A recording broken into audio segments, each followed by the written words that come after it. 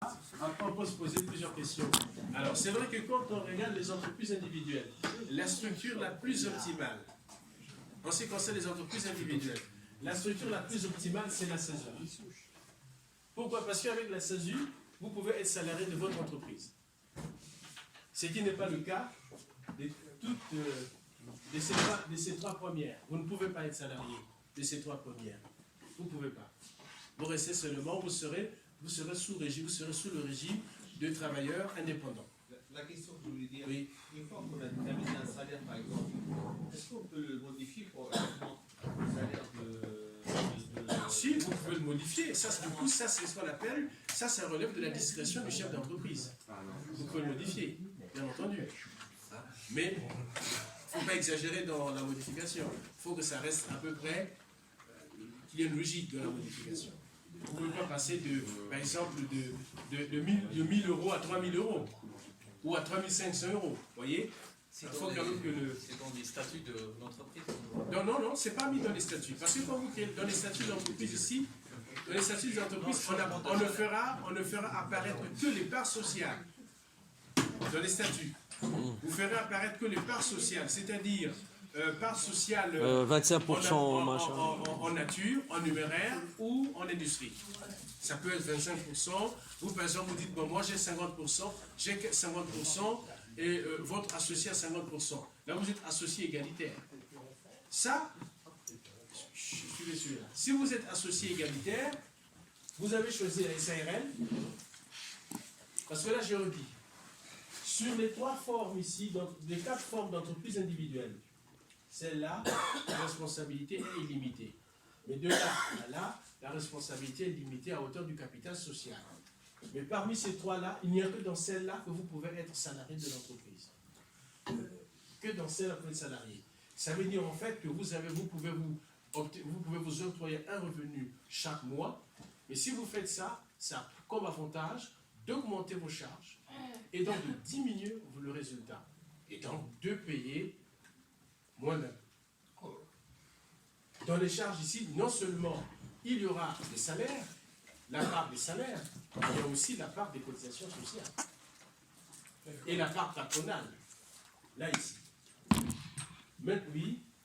Donc en fait, c'est que dans la SASU qu'on peut travailler pour soi-même. Que pour la SASU que vous pouvez travailler pour vous-même quand vous êtes travailleur indépendant. Maintenant, si vous êtes dans une entreprise sociétaire, de là à là, vous pouvez être salarié si vous êtes soit actionnaire égalitaire ou actionnaire minoritaire. Vous voyez? Donc de là, à partir de la SARL, vous pouvez être salarié, mais à condition d'être actionnaire minoritaire ou actionnaire égalitaire. Donc si vous êtes actionnaire, donc ça veut dire que ça aussi c'est des charges en plus, mais qui en réalité se traduisent par la diminution des résultats. Donc voilà. Donc ça veut dire à chaque fois que j'ai été consulté par un entrepreneur qui voulait créer l'entreprise, à la question de savoir finalement, j'ai créé mon entreprise individuelle, quelle est donc la structure, la forme sociale la plus optimale comme entreprise individuelle, j'ai toujours conseillé de prendre la SASU, du point de vue de la TVA, de souscrire le régime réel simplifié, du point de vue d'impôt sur les sociétés, puisque vous êtes salarié de l'entreprise, donc vous optez là, l'impôt sur les sociétés, vous prenez le régime réel simplifié, donc tout en régime simplifié. Ça, c'est la solution la plus optimale. Sauf si on dépasse de 250 000 euros de chiffre d'affaires. Si vous dépassez, donc quand vous êtes là, si vous optez, si vous êtes dans le cas de la SASU, vous créez, là aussi, alors là maintenant, si on fait, dans le cas de l'optimisation fiscale, c'est jusqu'à 250 000 euros de chiffre d'affaires, vous avez intérêt de rester en entreprise en SASU. Mais quand vous dépassez 250 000 euros, il faut se poser la question de transformer l'entreprise individuelle en entreprise sociétaire, soit par exemple SASU en SAS ou en SARL. Voilà. Vous pouvez maintenant après. Si vous dépassez 250 000 euros, c'est là qu'il faut se poser. Dès lors que vous êtes en dessous de 250 000 euros, vous restez salarié de votre entreprise, vous choisissez le régime simplifié pour la TVA et pour les bénéfices. C'est la meilleure solution. Après, on pourra regarder la cuisine interne pour voir un peu comment faire concrètement. Le régime simplifié, c'est-à-dire. Régime simplifié, taux réduit. L'IRPP, c'est-à-dire c'est pas l'IS. Non, ce n'est pas l'IRPP. Le régime simplifié, c'est le régime qu'on applique dans l'IS. Dans l'IS, il y a le régime simplifié ou le régime normal. L'avantage du régime simplifié, c'est d'avoir un taux réduit. Voilà. Le taux réduit, au lieu d'être à 33. 33,33, c'est le taux normal. C'est le taux du régime normal. Mais 16%, c'est le taux du régime simplifié.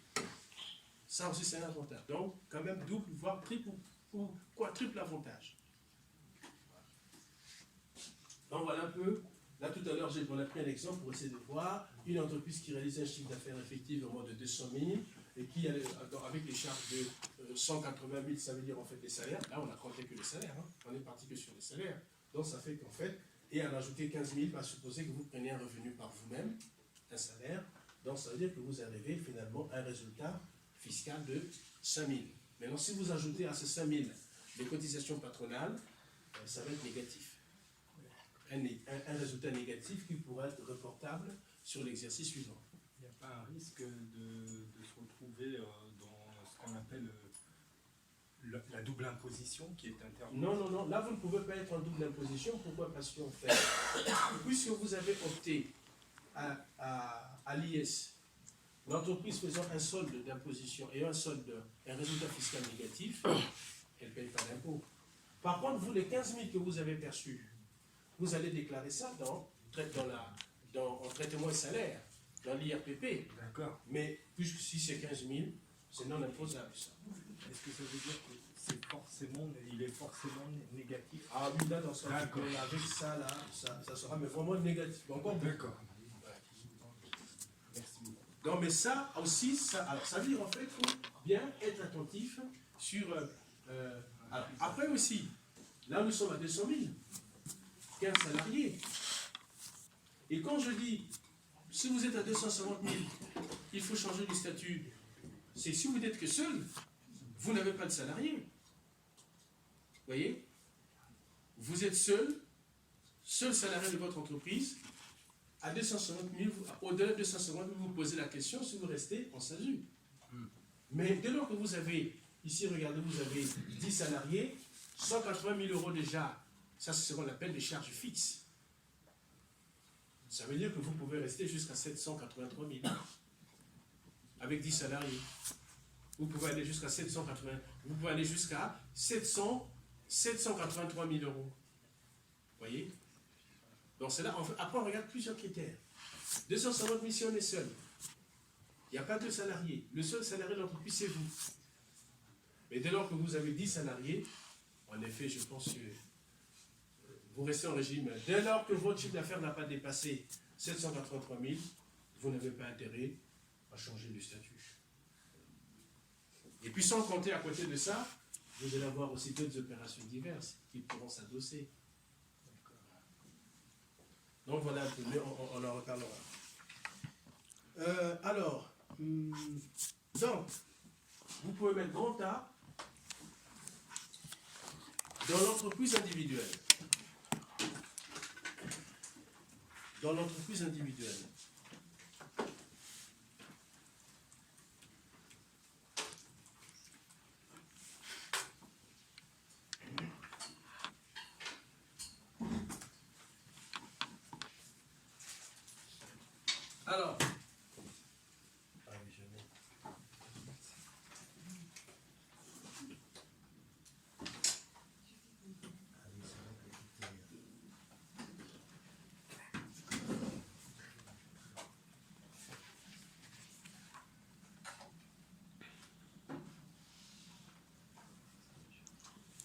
Alors, dans l'entreprise individuelle, après, là vous notez que les opérations à mener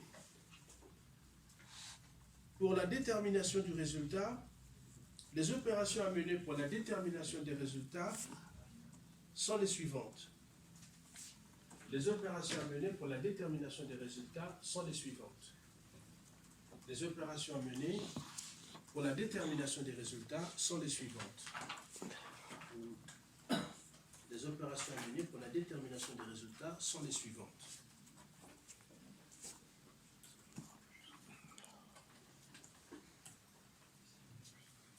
Deux points. Premier tiré.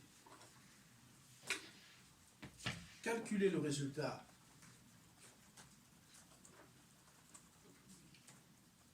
comptable. Calculer le résultat comptable. Donc ça veut dire, vous mettez RC égale produit moins charge. Produit moins charge.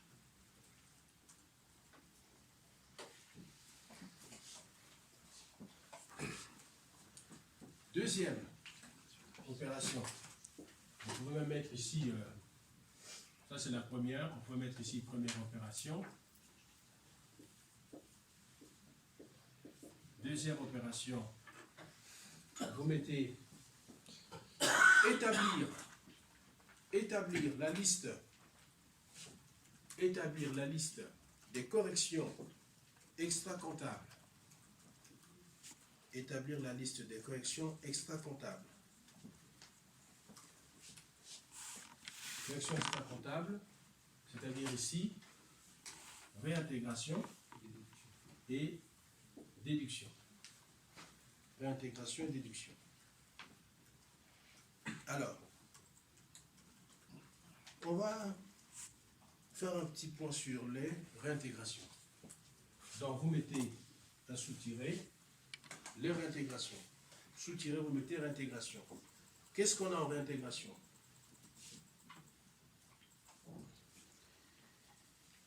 En réintégration, vous notez, il s'agit des charges comptabilisées, mais non déductibles. Charges comptabilisées, mais non déductibles. Comme par exemple, charges comptabilisées, mais non déductibles. Comme par exemple, les charges sanctuaires dans les dépenses de luxe. Vous avez payé, vous avez utilisé la facture de l'entreprise, c'est comptabilisé, mais ce n'est pas déductible. C'est supporté plein pot. Vous ne pouvez pas déduire ça des produits. Vous ne pouvez pas déduire ça de votre chiffre d'affaires. Pourquoi ce sanctuaire? Parce que finalement, sans ces charges, l'entreprise peut fonctionner. L'entreprise n'a pas besoin de ces charges, en fait. C'est quoi les charges Sanctuaire, par exemple, voilà, vous achetez une Ferrari comme véhicule de fonction. Ou alors, vous faites une virée en yacht avec des amis, le champagne coule à bonbons. Et c'est aux frais de l'entreprise. Frais de l'entreprise. C'est de l'argent de l'entreprise. Voilà. Vous utilisez le frais de l'entreprise pour une petite virée sur la scène, même pour votre anniversaire, mais vous faites payer de votre anniversaire. Et on a le droit de faire ça? Non. Ah, d'accord. Ça, vous n'avez pas le droit. On n'a pas le droit, d'accord. Oui. Ces charges-là, si un comptable les met dans les charges déductibles, il devient des abus bien sociaux. C'est un abus de bien social. Il faudra ressortir ça. Un cadeau. Oui, mais les cadeaux sont quand même plafonnés par unité et une valeur. On ne doit pas dépasser par unité 60 € pour le cadeau. Ah ouais? Ah oui. Après, bon, il y a plusieurs combinaisons quand même pour faire passer. Alors, donc vous avez donc les charges comptabilisées, mais non déductibles. Donc, c'est supporté par l'entreprise, mais c'est des charges qui ne donnent pas droit à déduction. Voilà. Donc ce sont des charges Donc, charges comptabilisées, mais non déductibles. comptabilisées. Mais non déductibles. Donc, on a pris l'exemple, par exemple, les charges sanctuaires. Donc, ce qui dit sanctuaire, donc, c'est des dépenses de luxe. Vous voyez, ces dépenses ne sont pas réalisées, c'est-à-dire que l'entreprise peut s'en passer. Mais est-ce qu'il n'y a pas une... Non, pour ça, non, ça, il n'y a même pas de barème. Ici, on considère que c'est une dépense inutile, en fait, pour l'entreprise. C'est pour les cadeaux qu'il y a des tranches, mais on en parlera plus tard. Bon. C'est comme Donc, vous avez Ghost. C'est l'inverse des charges constantes. Oui, les charges constantes, c'est les charges fixes. Voilà, ça C'est l'inverse de... c'est l'inverse, oui. Les charges constantes, les charges d'exploitation. Charges constantes, c'est les charges en fait qui obéissent, qui sont réalisées dans l'intérêt de l'entreprise. D'accord. Donc, Donc, ça sert à croire qu'un directeur achète un Ferrari. Est-ce que ça sert à croire avec l'entreprise? Mais vous savez, ça, hein? vous savez, généralement, quand les affaires marchent bien, on peut être frappé par ce qu'on appelle la folie de grandeur. C'est comme le cas de Carlos Ghosn, Sanctuaire, c'est ça? Voilà, lui, il a fait supporter une partie des dépenses de l'anniversaire de sa femme et accessoirement son anniversaire au château de Versailles. Alors, ça c'est une dépense sanctuaire, donc ça veut dire que c'est une dépense, après oui, bon. Alors, donc vous avez ça, vous avez dans les charges comptabilisées maintenant déductibles, virgule, les produits dont l'imposition a été différée, les produits dont l'imposition a été différée, l'imposition a été différée par rapport à l'exercice de comptabilisation. Produits dont l'imposition a été comptabilisée par rapport à l'exercice de comptabilisation. L'exemple des subventions. Puisque entre la perception de la subvention et l'annonce de la subvention, il y a toujours un décalage. Par La rapport subvention à... n'est pas versée tout de suite. Monsieur, par rapport à, vous pouvez répéter, par rapport à... Ah, donc je dis par rapport à l'exercice de comptabilisation. D'accord. Ok. Produit dont l'imposition a été différée par rapport à l'exercice de comptabilisation. Exemple, subvention. Donc vous dites, bon, vous recevez la notification quand vous accordez une subvention. Mais sauf que la subvention, vous avez reçu la notification, on va dire au mois de décembre. Voilà. Mais vous ne l'avez pas encore reçu concrètement. Mais sauf que vous comptabilisez. Mais vous dites, ce qu'on dit, produit dont l'imposition a été différée par rapport. C'est-à-dire à l'année prochaine. Comptabilisez. L'année prochaine. Mais sauf que vous dites, bon, je vais recevoir ça l'année prochaine, donc, à ce moment-là, on vous dira non. Vous vous dites, que puisque je vais recevoir la subvention l'année prochaine, donc ce n'est pas la peine que je comptabilise ça aujourd'hui. Mais vous avez reçu une lettre, par exemple, du conseil départemental, vous versez une subvention d'investissement ou une subvention d'exploitation. Vous dites, bon, je n'ai pas l'argent. J'ai la lettre, mais je n'ai pas l'argent. Or, la notification fait constater l'existence de la créance. Cela est comptabilisé et rattaché à l'exercice 2020. Mais vous n'allez pas attendre 2021 ou rattaché à l'exercice. Vous avez reçu la notification pour 2019, décembre 2019, ça doit être rattaché à l'exercice. Il n'a pas l'argent. 2019. Il a juste... Donc, et malgré ça, il va la comptabiliser. Il faut comptabiliser. Puisque vous ne l'avez pas fait, vous dites que je vais comptabiliser quand l'argent arrivera. Bah, Or, n'oubliez pas le principe de la comptabilité d'exercice. C'est-à-dire que la comptabilité d'exercice, c'est le principe de la comptabilité qui fait qu'effectivement, les informations, les opérations comptables sont comptabilisées au fur et à mesure de leur arrivée, de leur réalisation. En fait, c'est une sorte de main courante de ce qui se passait. C'est la financièrement au tenue, niveau de... tout à fait. C'est-à-dire que c'est ce qu'on appelle la comptabilité en droit constaté. j'ai juste une notification. C'est Vous tout. recevez la notification, donc ça veut dire que c'est une créance que l'administration vous doit au titre de l'année 2019. Vous voyez?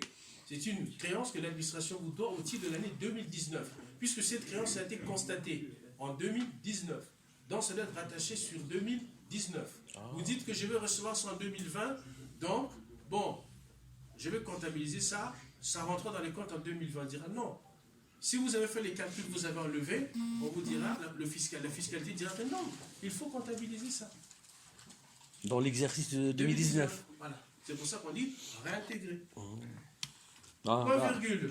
Vous avez certaines, troisième type de réintégration, vous mettez certaines moins-values réalisées lors de la cession, certaines moins-values réalisées lors de la cession d'éléments d'actifs. Certaines moins-values réalisées lors de la cession d'éléments d'actifs. Certaines moins-values réalisées lors de la cession d'éléments d'actifs. D'éléments d'actifs au pluriel. Alors, quand on dit moins-value, on sait que généralement, les moins-values se réalisent souvent quand on vend des véhicules utilitaires de l'entreprise. Déjà, c'est quoi le moins-value? Une moins-value, ça dit une perte d'argent. Vous avez acheté le véhicule utilitaire, le véhicule effectivement pour faire des tournées, de chantier. Et ce véhicule, vous l'avez acheté 20 000. Par exemple, Renault Peugeot Partner. 5 ans après, vous décidez de vendre ça. Ou même 2 ans après, vous décidez de vendre ça. Le véhicule, entre-temps, a perdu de la valeur. D'accord. Donc c'est une moins-value. Vous vous dites que comme j'ai vendu ça, ça a perdu de la valeur, bon, donc je ne comptabilise pas. La fiscalité me dira, bah non, si, il faut comptabiliser quand même cette perte. D'accord. C'est ça la moins-value. Il faut comptabiliser cette perte. Vous avez dit certaines moins-values réalisées lors de la Certaines moins-values réalisées lors de la cession d'éléments d'actifs. Or, le véhicule utilitaire, c'était un élément d'actif. Pourquoi? Parce que le véhicule a été acheté au nom de l'entreprise. C'est un véhicule d'exploitation. Vous voyez? C'est un véhicule d'exploitation. Donc même si vous faites la moins-value, vous dites, bon, j'ai fait la moins-value, je ne comptabilise pas. Mais non, la règle fiscale vous dira, si, il faut comptabiliser la moins-value. Donc c'est un avantage pour l'entreprise de comptabiliser une moins-value, comptabiliser la perte. Oui, c'est un avantage certain. Point virgule, vous notez, et les charges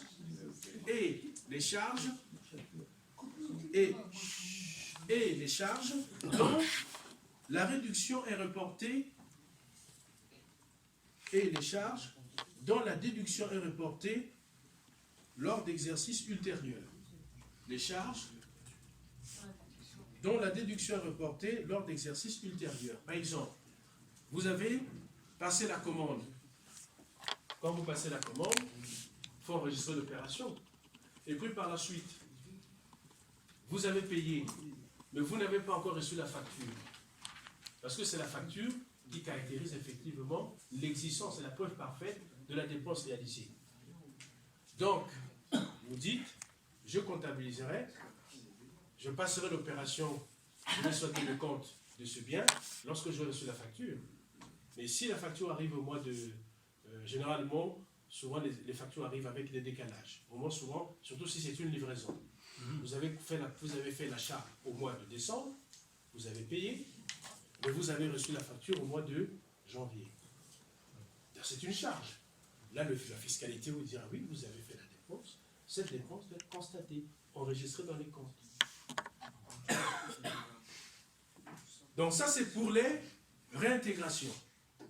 Bon, point. Maintenant, pour les déductions. Pour les déductions, virgule, il s'agit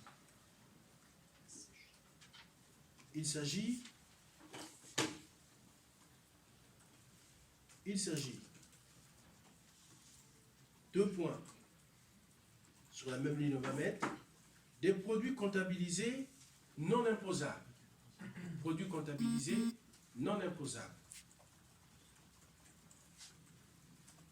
Alors, quand je dis produits comptabilisés non imposables, ben, c'est par exemple les revenus tirés d'un bien immobilier qui n'est pas inscrit à l'actif de l'entreprise. Ça vous appartient vous personnellement.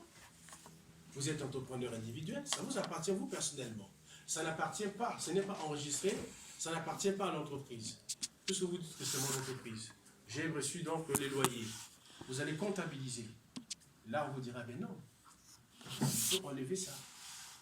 Voilà. Vous voyez, produits comptabilisés non imposables. Ça veut dire, en fait, ce sont des produits qui ne correspondent pas ou qui ne relèvent pas de l'activité de l'entreprise.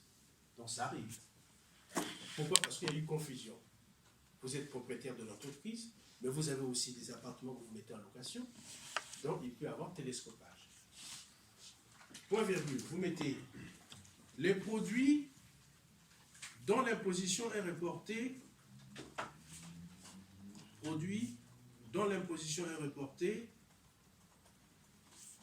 à un exercice ultérieur. Produits dont l'imposition est reportée à un exercice ultérieur. Donc, ça veut dire que une ultérieure. Donc, ça veut dire en fait que quand on dit produit dont l'imposition est reportée, donc ça veut dire déjà c'est un produit que vous avez perçu pour le compte de l'entreprise. Vous voyez, c'est des ventes que vous avez faites pour le compte de l'entreprise. Mais cependant, souvent, dans ces produits, dans l'imposition, surtout si vous... Alors, ces produits-là, c'est surtout si vous avez accordé des délais de paiement aux clients. Vous voyez, vous avez fait la vente aujourd'hui, mais vous avez accordé des délais de vente aux clients.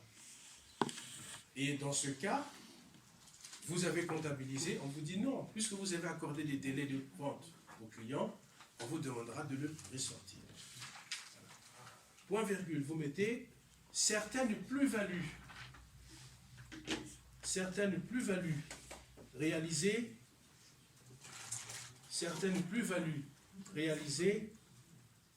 lors de la cession d'éléments d'actifs. Certaines plus-values réalisées lors de la cession d'éléments d'actifs. Alors, dans certaines plus-values réalisées lors de la cession d'éléments d'actifs. À quel moment il peut y avoir plus-value? Il s'agit quand il s'agit des bâtiments. Vous avez des bureaux, vous décidez de vendre ces bureaux, ça fait une plus-value, c'est un produit exceptionnel, mais sauf qu'on vous dira, non, ces produits-là, vous devez les sortir. Vous les avez comptabilisés, en respectant le principe du rattachement des produits à l'exercice, vous les avez comptabilisés, mais comme c'est une plus-value, vous êtes obligé de sortir ça. Pourquoi? La raison juridique, c'est qu'il y a un régime spécifique des plus-values.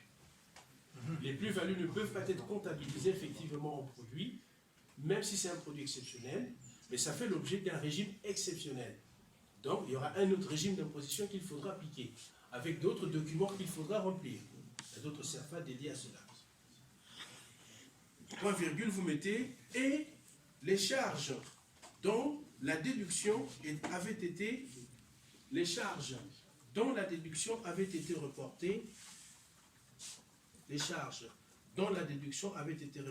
à des exercices ultérieurs. Les charges dont la déduction avait été reportée à des exercices ultérieurs. Donc il y avait des charges, vous avez dit, bon, ça sera pour en 2021, enfin, considérant que nous sommes en 2019, ces charges-là seront prises en compte en 2021, mais sauf que vous les avez laissées. On vous dira, il faut les sortir. Voilà. Donc voilà, en fait, vous voyez au total, vous avez 4 éléments pour les réintégrations, 4 éléments pour les déductions. Vous voyez, à chaque fois, vous avez 4 éléments. Donc ça, c'est pour la liste donc, des corrections extra-comptables. Après, on peut revenir. Troisième opération. Troisième opération, vous mettez calculer le résultat fiscal. Non, c'est le 3. Troisième opération, calculer. Première opération, on a dit calculer le résultat comptable. Deuxième opération, établir la liste des corrections extra-comptables. Troisième opération, calculer le résultat fiscal. Alors, résultat fiscal, nous savons que, on avait mis la formule tout à l'heure, ça veut dire RF égale RC, résultat comptable, plus réintégration moins déduction. Les réintégrations, c'est des plus, les déductions, c'est des moins. C'est le résultat fiscal. Résultat fiscal.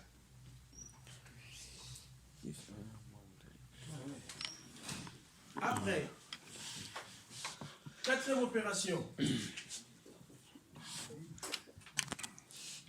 Quatrième opération.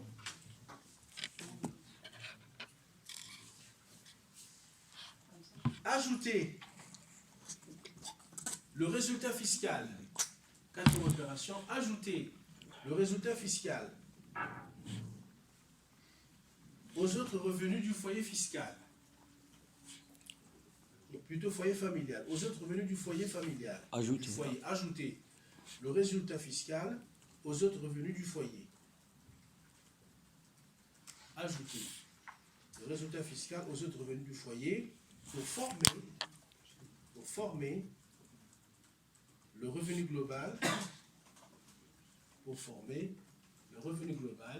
qui sera dans le revenu global de référence. Revenu global qui sera soumis à l'IRPP. Pour former le revenu global qui sera soumis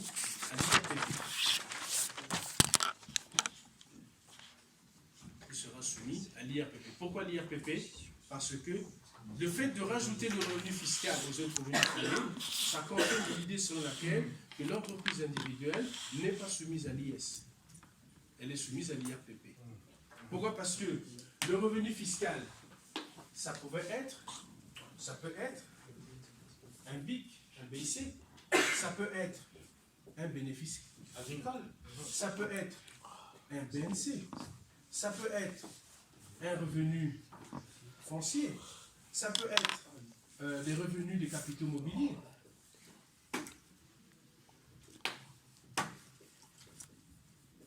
Etc. Au revenu des dirigeants.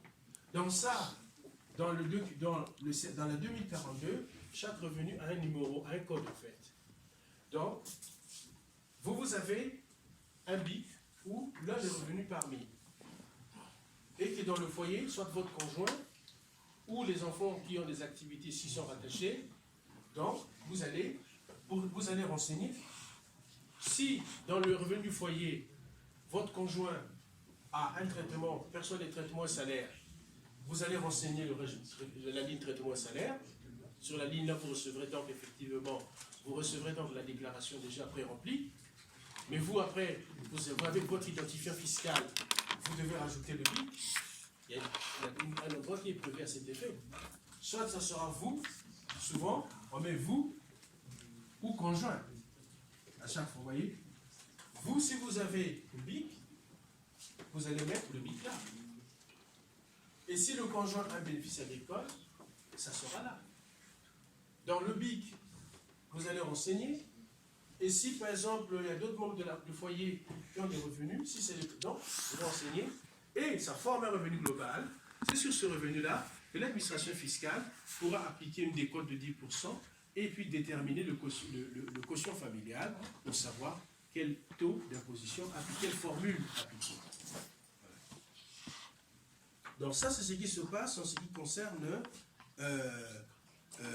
alors, ce qu'il faut comprendre aussi, dans le cas d'entreprise individuelle, ce qui est simple, comme l'entreprise ne supporte pas l'impôt sur les résultats, donc ça veut dire qu'il n'y a pas d'enregistrement comptable à faire sur ces résultats. Il n'y a pas. En fait, il n'y a pas d'enregistrement comptable à faire sur l'IS à payer, puisque l'entreprise individuelle ne paye pas l'IS. Il n'y a pas d'enregistrement comptable à faire. Bon. Maintenant, vous mettez grand B dans l'entreprise sociétaire.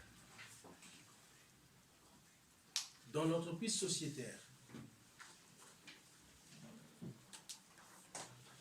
Dans l'entreprise sociétaire.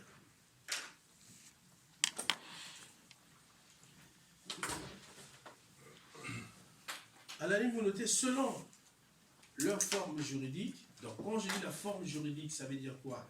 Ça veut dire la forme sociale. La forme juridique, selon leur forme juridique, virgule, les sociétés sont soit soumises,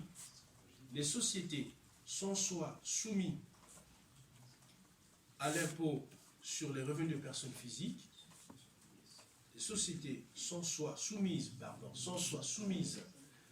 à l'impôt sur les revenus des personnes physiques. À l'impôt des revenus. Soumises à l'impôt, vous abrégez l'IRPP. Pour ça, vous allez vous familiariser avec des initiales. Ça, c'est des initiales, en fait, c'est légal. Hein, c'est des initiales qui sont connues. Voilà. Sont soumises à l'IRPP, soit soumises à l'IS. À l'IS. Vous avez l'IRPP d'une part et vous avez l'IS. Maintenant, par abus de langage, on dit l'IR. Maintenant, tout le monde dit l'IR. Mais en fait, l'IR, il y a une différence entre l'IR et les IR. L'IR, ça veut dire c'est l'impôt sur le revenu. Ça veut dire en fait que c'est l'impôt sur le revenu des personnes physiques. En réalité, c'est la forme contractée. Maintenant, quand on dit les impôts sur le revenu, c'est à la fois l'IRPP et l'IS. Au singulier, ça veut dire les deux. Au pluriel, ça veut dire les deux. Au singulier, ça veut dire que c'est la forme contractée de l'IRPP. Mais ça, c'est un abus de langage, en fait. Donc, on a dit que les sociétés sont soit soumises à l'IRPP, soit soumises à l'IS. Alors, là, vous mettez petit 1. Les sociétés soumises à l'IRPP. Les sociétés soumises à l'IRPP. Alors, quand on dit les sociétés soumises à l'IRPP, en fait, pour faire simple, vous notez, il s'agit des sociétés de personnes. Vous voyez? Il s'agit des sociétés de personnes. les sociétés soumises à l'IRPP. Il s'agit des sociétés de personnes et vous ajoutez et les SARL familiales.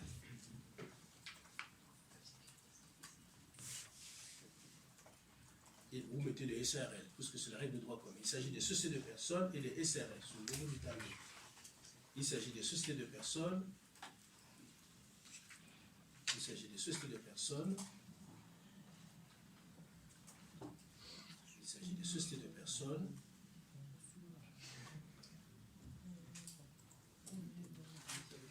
Des sociétés, il faut quand même ajouter aussi, il y a des sociétés de personnes, il y a aussi, vous mettez des sociétés de capitaux. Voilà, on va englober dans les sociétés de capitaux, on va englober la SARL. Toujours, voilà, il s'agit des sociétés de personnes et des sociétés de capitaux. Quand je dis société de personnes, ça veut dire quoi? C'est, comme société de personnes, vous avez la forme sociale, vous avez c'est la SCI, vous avez la SNC, Société en nom collectif, vous avez aussi ce qu'on appelle la SCP, Société civile professionnelle. Ça, c'est les trois plus répandus. Donc, SCI, souvent quand on fait des investissements immobiliers, on va se lancer des opérations immobilières. Dans les SCI, il faut comprendre qu'en fait, il y a 4 types de SCI. La plupart des agences immobilières sont des SCI. Et SCI, dans les SCI, quand c'est des SCI de construction-vente, les SCI de construction-vente sont des SCI qui sont considérés comme des entreprises de construction, soit des constructions de maisons individuelles. Et les promoteurs immobiliers, les promoteurs immobiliers peuvent prendre la forme de SCI ou peuvent prendre la forme d'agent commercial. D'accord. Voilà. Donc, ici, les promoteurs immobiliers souvent prennent la forme de SCI. Donc, l'idée, si c'est SCI de construction-vente, l'objet de la SCI, c'est de construire et de vendre. Construire des appartements, construire des maisons et puis de vendre. Maintenant, vous avez ce qu'on appelle les SCI d'attribution. SCI d'attribution, c'est quoi la SCI d'attribution? En fait, ce sont des sociétés qui, souvent, se transforment en copropriété. L'idée, c'est quoi? Vous êtes à 2 ou 3, vous créez une SCI, vous construisez un pavillon dans une station balnéaire, vous divisez la station, le pavillon en 4, si vous êtes 4 associés, vous divisez en 4, et chacun devient propriétaire d'un appartement. Et puisque vous êtes à 4, la SCI, en fait, elle prend fin à la livraison du pavillon ou de l'immeuble. Et donc, puisque chacun devenant propriétaire soit d'un niveau ou propriétaire d'un appartement, vous transformez la SCI en copropriété, en syndicat de copropriété. Ça, c'est souvent des investissements qui sont réalisés dans la plupart des stations balnéaires. Troisième type de SCI, c'est ce qu'on appelle les SCI de jouissance en temps partagé. Vous dites, bon, par rapport à votre budget, vous dites, bon, on ne pourra pas tous devenir propriétaire d'un appartement, on ne pourra pas construire 4 appartements. Par contre, on construit un seul appartement, ou on achète un appartement. Et la jouissance en temps partagé, c'est le fait d'utiliser le bien à tour de rôle. Certains vont aller à Noël, d'autres vont pendant les vacances de février, d'autres ils vont à la vacance de la Toussaint. Donc ça, c'est la jouissance en temps partagé du bien. Et puis, vous avez ce qu'on appelle les SCI, j'ai oublié, SCI de construction-vente, SCI des jouissances en temps partagé, SCI d'attribution, et 4e SCI, alors je cherche. C'est pas grave, ça reviendra, je vous dirai. En fait, il y a 4 types de SCI. Alors, les SCP, c'est souvent les notaires qui créent ça. Les notaires, les huissiers, les avocats créent ça pour avoir la propriété de leurs biens. Ils louent à eux-mêmes. Quand dans ce cas, ça devient une technique de défiscalisation. On utilise ça pour défiscaliser. Parfois, ils peuvent mettre... La SCI, c'est aussi un outil de défiscalisation. Après, la SNC, pareil, c'est souvent les professions libérales. Les médecins, les orthophonistes, les kinés. Pour qu'ils payent moins d'impôts. Voilà. Donc, ils sont locataires de leur propre cabinet. La SCP. Ça aussi, outil de défiscalisation. Donc, ça, c'est pour les sociétés de personnes. Maintenant, les sociétés de capitaux, vous savez, c'est ça, ça, ça, ça. Ça, ce sont les sociétés de capitaux. Maintenant, les sociétés de capitaux qui sont soumises à l'IR, vous voyez très bien, comme société de capitaux, vous voyez très bien, c'est ça. Voilà. Parce que ça, l'entreprise individuelle. Et ça, société de capitaux. Société. Là, c'est les sociétés de capitaux, mais qui sont soumises à l'IS, par rapport au régime du droit commun. Puisqu'on fait la différence entre les entreprises individuelles, les sociétés qui sont soumises à l'IRPP et les sociétés qui sont soumises à l'IS.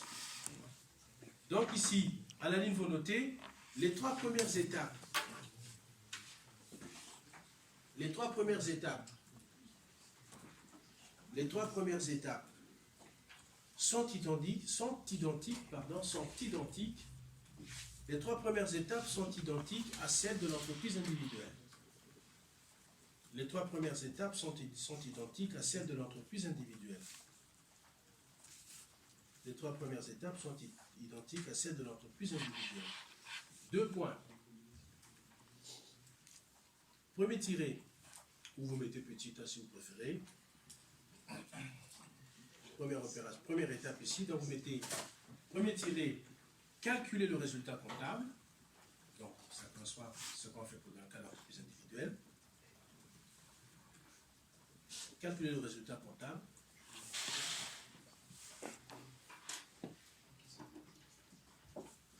Point virgule, deuxième tiré, établir la liste des corrections extra-comptables. Établir la liste des corrections extra-comptables. Des corrections. Oui, corrections, tout à fait. Établir la liste des corrections. Il ne faut pas se disperser. Établir la liste des corrections extra-comptables. Établir la liste des corrections extra-comptables. Et vous, je crois qu'on se connaît. Avec les amis qui sont au fond. Je crois qu'on se connaît. Oui. Vous n'avez pas été à l'IFCV? Si. Mais voilà. Et t'as repéré. Ah ouais. Alors, établir la liste. D'ailleurs, je vais aller là-bas cet après-midi. Oui, oui. J'ai là-bas les. Je retrouve donc les SAM, c'est le métier de la sécurité. On va faire de l'économie du droit et de management.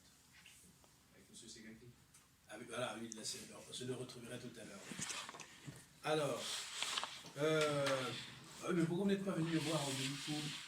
Allez me dire, bah oui, ah oui, c'est vous êtes d'accord, oui, mais même pendant la pause, il fallait venir me voir. Vous m'avez pas reconnu? Attendez, on s'est vu l'année dernière.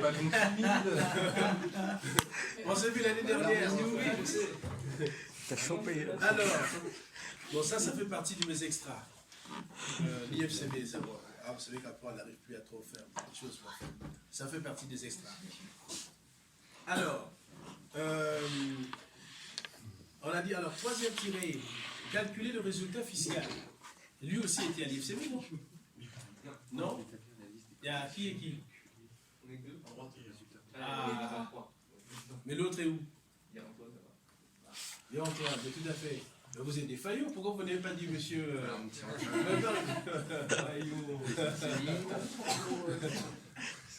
Donc, vous n'avez pas reconnu. Centimètres. Vous n'avez pas reconnu. Bah oui, mais quand même. Centimètres. Alors, je vous avais dit, je crois l'année dernière, quand si vous venez à Descartes, on se retrouvera. Mais en plus, je vous l'avais dit.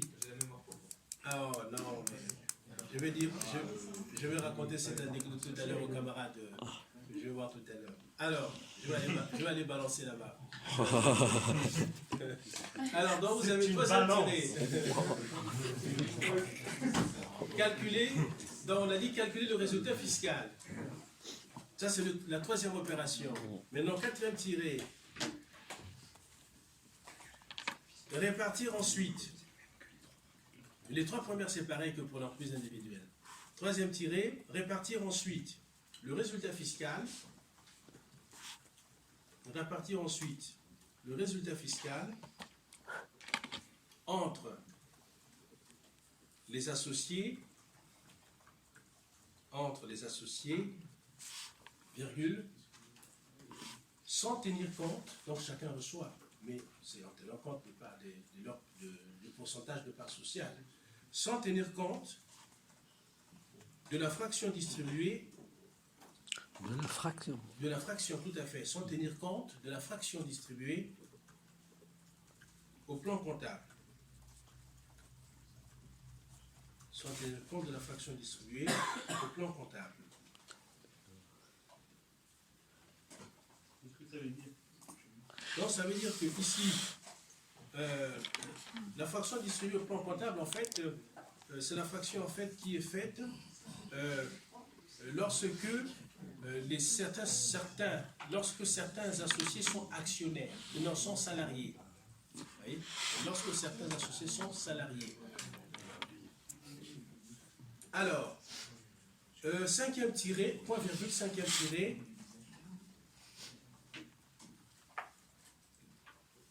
Globaliser sa part. Globaliser sa part du résultat. Donc, c'est ce que fait chaque associé. Hein. Globaliser sa part du résultat avec ses autres revenus. Bon, là, on retrouve un peu ce qui se passe dans le cas d'entreprise individuelle. Globaliser sa part de résultat avec ses autres revenus et soumettre l'ensemble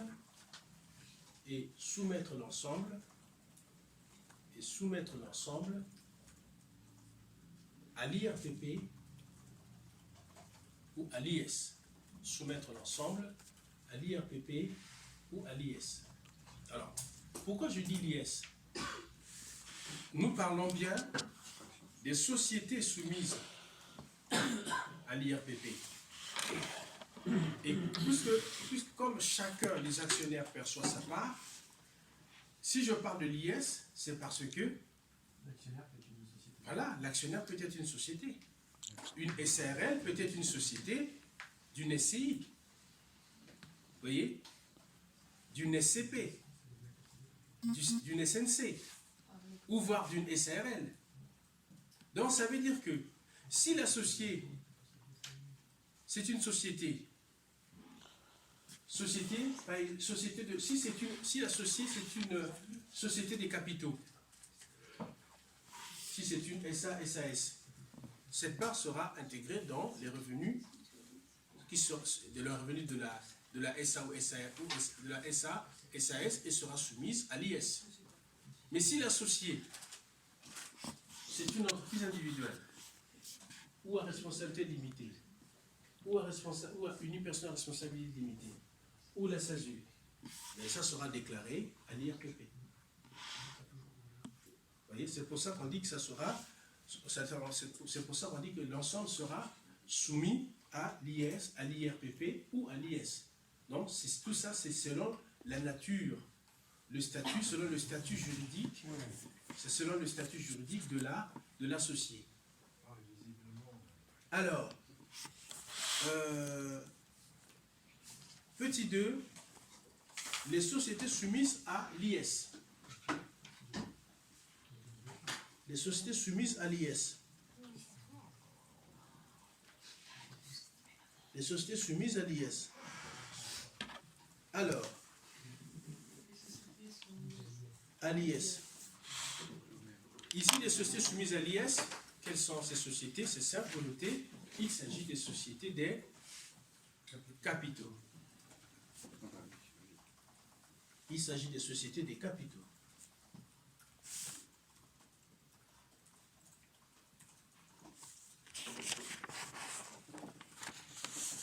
Point. Les trois premières étapes sont identiques. Les trois premières étapes sont identiques.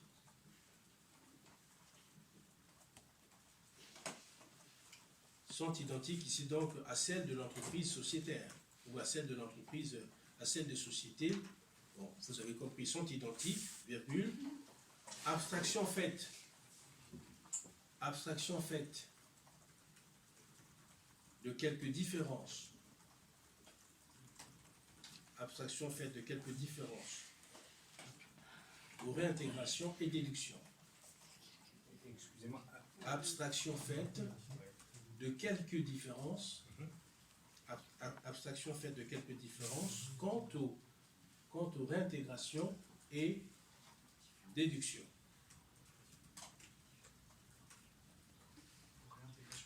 Réintégration et déduction. Il y a quelques différences, mais je reviendrai sur ça un peu plus tard. 2 points, premier tiré. Calculer le résultat comptable. Bon, ça c'est premier tiré. Calculer le résultat comptable. Calculer le résultat comptable. Point virgule. Deuxième tiré. Établir la liste des corrections extra-comptables. Donc ça c'est pareil, à part quelques exceptions, mais quand on parlera du régime des sociétés, je reviendrai sur ça. Établir la liste des corrections extra-comptables. Établir la liste des corrections extra-comptables. Troisième tiré. Calculer le résultat comptable, le résultat fiscal, pardon. Calculer le résultat fiscal. Quatrième opération, quatrième tiré. Acquitter l'impôt. Acquitter, donc payer en fait. Oui, Acquitter oui. l'impôt. Acquitter l'impôt sur. Acquitter l'impôt par la société. Acquitter l'impôt. Donc, pour faire simple, acquitter l'IS par la société. Acquitter l'IS par la société. Ou acquitter l'IS, tout simplement. Et enregistrer, acquitter l'IS et l'enregistrer dans la comptabilité. Acquitter l'IS et l'enregistrer dans la comptabilité.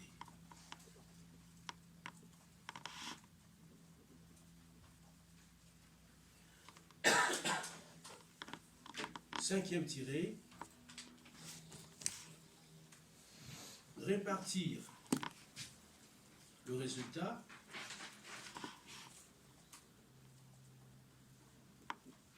je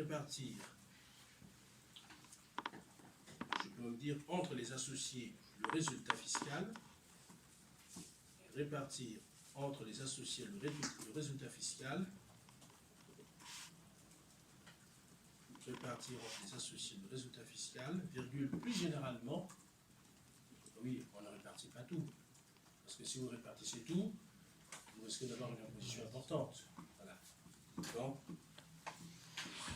répartir entre les associés le résultat fiscal, virgule, plus généralement une fraction. La fraction, c'est souvent, c'est souvent 2 tiers. On garde 1 tiers pour la capacité de financement.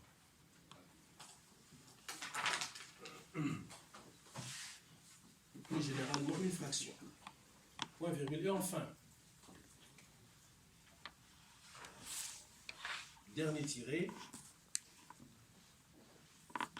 globaliser, ou je pourrais même dire que chaque associé doit globaliser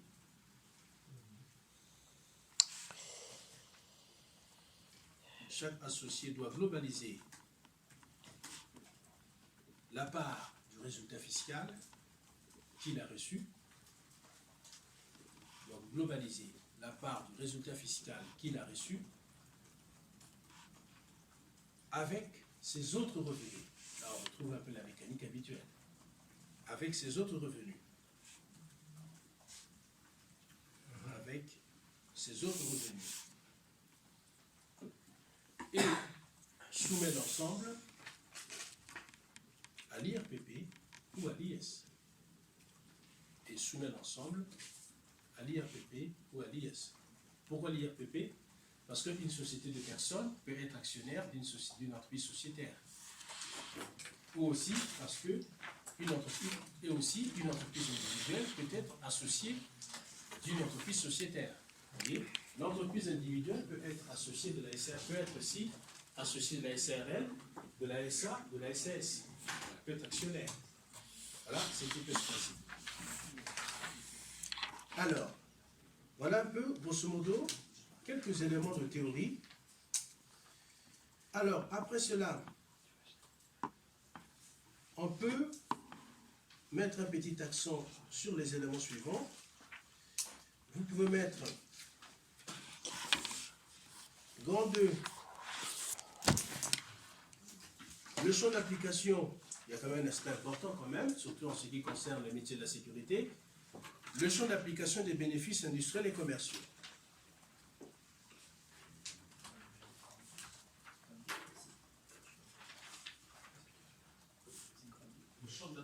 Le champ d'application. Grand 2. Champ d'application des bénéfices industriels et commerciaux. Le grand 1, on avait dit, les modalités, on avait dit ici, les modalités de détermination de résultats ou de déclaration des résultats. Quand on avait dit les modalités de déclaration des résultats, ou de vous pouvez dire déclaration, ou vous pouvez dire détermination, c'est pareil. Grand 2.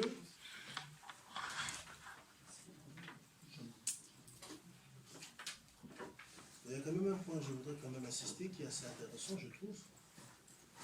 Bon, je l'ai dit à l'oral tout à l'heure, peut-être que pour que ça ne soit pas perdu. Avant le grand 2, j'aimerais quand même parler de ça. C'est peut-être mieux que ce soit vu maintenant. Ça se remettait, non, grand C plutôt. Bon, je préfère en parler maintenant. Parce que je rappelais un peu ce que j'ai dit tout à l'heure sur les entreprises, exonération ou pas. Grand C, vous mettez les entreprises nouvelles. Dans le grand 2, ça ou... Non, avant. On va mettre ça avant. Vous me pardonnerez de vous faire des ratures, mais... Ah donc le grand 2, non. Le grand 2. Pas maintenant. Vous mettez... parce que je préfère parler de ça maintenant. Pas à la fin.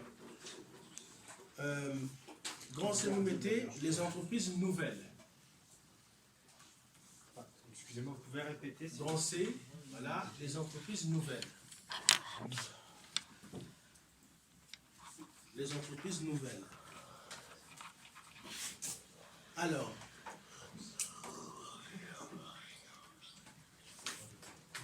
Nouvelle par rapport à la création. nouvelle en fait, c'est par rapport à la, oui, par rapport à la création bien sûr. C'est-à-dire en fait, une entreprise est considérée comme nouvelle lorsqu'elle n'a que et lorsqu'elle a moins de 5 ans de durée de vie. C'est ça en fait. Hein? Donc vous notez, il s'agit des entreprises qui ont moins de 5 ans de durée de vie. Les entreprises dont la durée de vie, on peut dire, est inférieure ou égale à 5 ans. Vous voyez? Les entreprises, il s'agit des entreprises dont la durée de vie est inférieure ou égale à 5 ans. Il s'agit des entreprises dont la durée de vie est inférieure ou égale à 5 ans.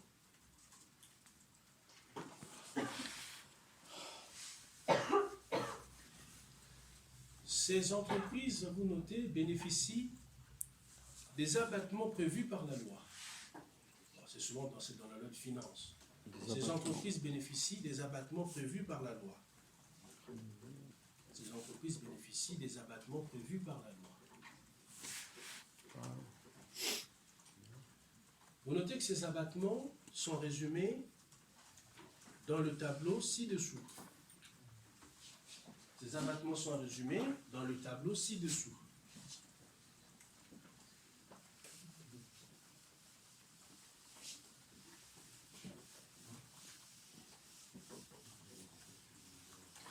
Donc vous pouvez créer un tableau avec 2 colonnes.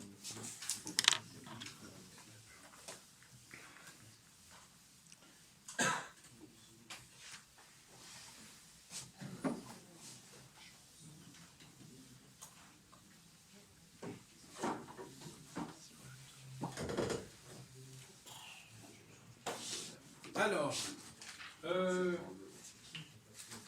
on aura ceci.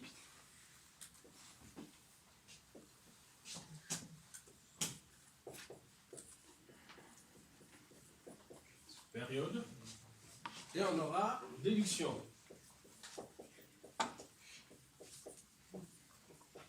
Qui dit déduction, ça veut dire abattement. Alors, ici,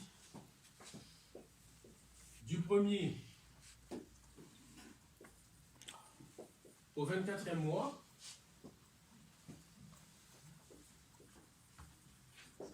on sait que l'entreprise ici a une exonération de 100%.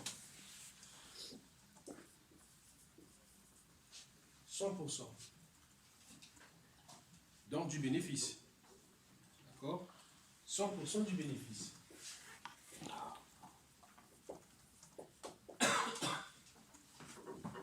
Maintenant, on va mettre du 25e au 36e mois. On a donc 75%.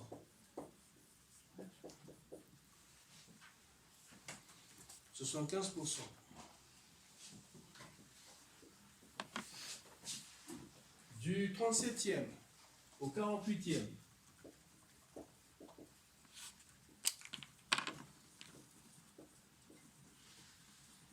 Donc c'est 50%. Du 49e au 60e.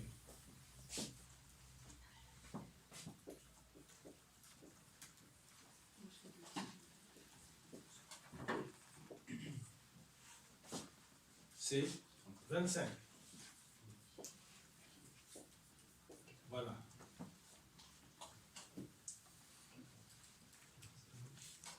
Donc ici concrètement ça veut dire quoi? S'il y a une réduction de 75%, donc on ne déclare que 25%. On déclare que 25% ici.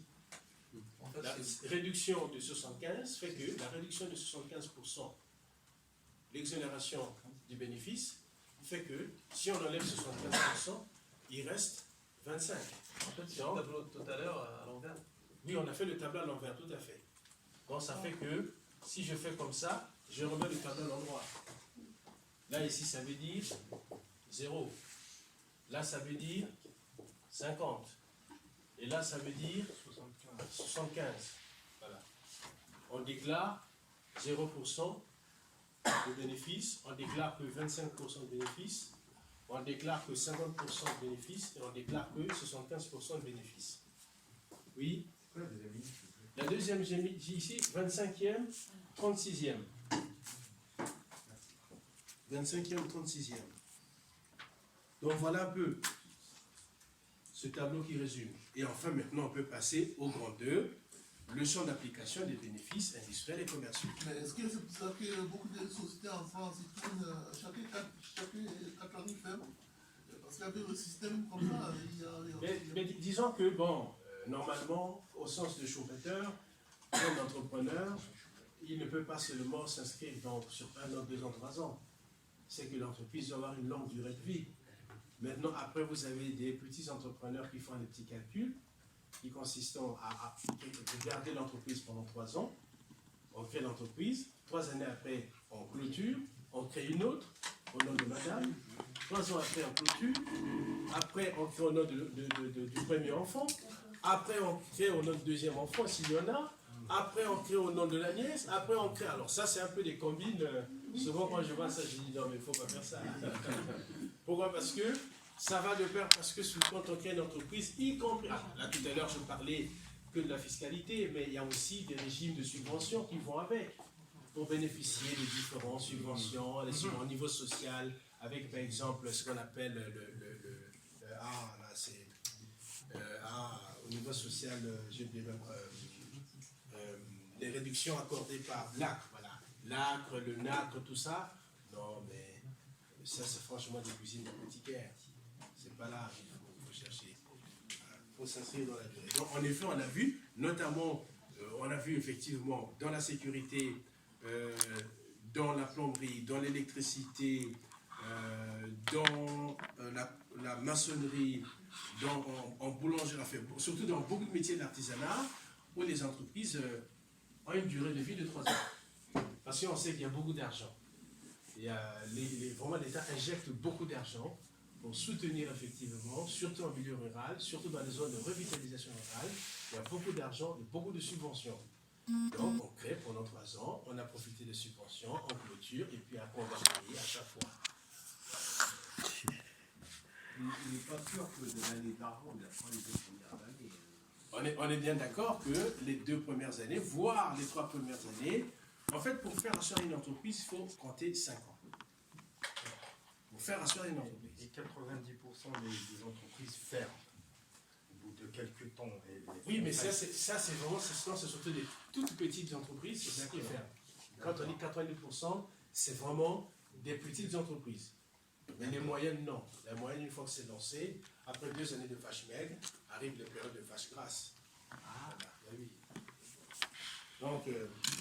Donc là, vous notez que là, alors, pour le grand 2, vous notez que la détermination du BIC, donc du BIC, hein, là vous pouvez abréger maintenant, la détermination du BIC. Ça, c'est le petit 1. Ça, c'est le...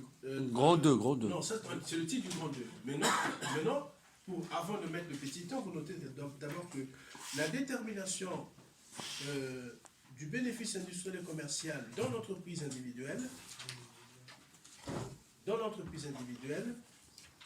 est soumise aux éléments suivants. La détermination du bénéfice imposable dans l'entreprise individuelle est soumise aux éléments suivants.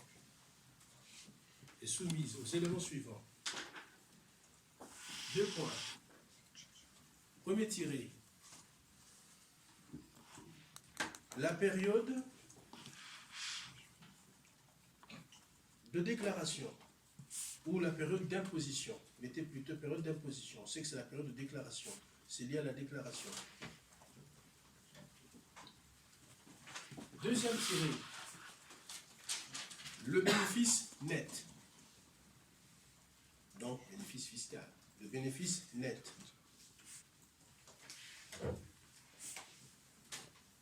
Troisième, je développerai tout ça. Ça fera grand A, grand B, grand C. Voilà. Donc, troisième tiré, les créances acquises et dettes certaines. Les créances acquises et dettes certaines. Les créances acquises et dettes certaines. Troisième tiré, l'indépendance des exercices. L'indépendance des exercices. L'indépendance des exercices. Et enfin, cinquième tiré, l'imputation. Entre l'imputation, c'est le fait d'imputer, donc de retirer, de déduire. L'imputation ou le report des déficits. L'imputation ou le report des déficits. Et vous mettez grand A, on verra prochainement, je suis obligé de m'arrêter là, sinon je suis obligé d'être en retard. Grand A, vous mettez les activités imposables. Grand A, vous mettez les activités imposables. Excusez-moi. Ah, oui. Je voudrais juste savoir l'évaluation prendra quelle forme. Alors, l'évaluation, on aura le temps de faire là. Par exemple, ça sera des exercices, mais déjà, par exemple, mercredi prochain, on finira ces éléments. Application. On fera des applications. Et en fait, après chaque chapitre, on aura des applications à faire. Après chaque chapitre, il y aura des applications. Et vous serez, des exercices, oui, des exercices. On aura des exercices à faire. Et l'évaluation se fera sur la base, sur le même format. La base des exercices. D'accord. Alors, en fait, après les enseignements, je sais qu'il y a une date qui est déjà prévue. Je vais essayer je vous dirai ça, je préciserai. Donc, il y aura une date, il y aura des preuves de 3 heures. Je mettrai généralement, je mettrai 3 ou 4 exercices, petits exercices à faire. Mais sur la base de ce qu'on aura fait. Voilà, ce sera le même format, il n'y aura pas de surprise. Voilà, ce sera sur la base de ce qu'on aura fait. C'est-à-dire la structure. La structure, ça sera la même structure, tout à fait. Ça ne changera pas, ça sera pareil. Très bien. Oui. Par l'indépendance des exercices. Oui. C'est quoi L'indépendance des exercices, ça veut dire en fait l'exercice de N pour cette année, de 2020, est différent de l'exercice de 2021, qui, dans chaque exercice, en fait, est indépendant. C'est valable pour tout. Oui, en matière comptable, bien sûr, c'est le principe d'indépendance des exercices. Ça veut dire, en fait, les exercices de 2020 doivent être comptabilisés en 2020, les exercices de 2000, à part s'il y a un déficit, qu'on peut reporter. Ou s'il y a, voilà, à part s'il y a un déficit qu'on peut reporter. Mais on va préciser tout ça. C'est qui le délégué? Donc, vous avez la mission. Ah, vous avez la mission. Alors là, pour les camarades aussi, si vous voulez avoir mon adresse mail, Donc, question, point. Issou.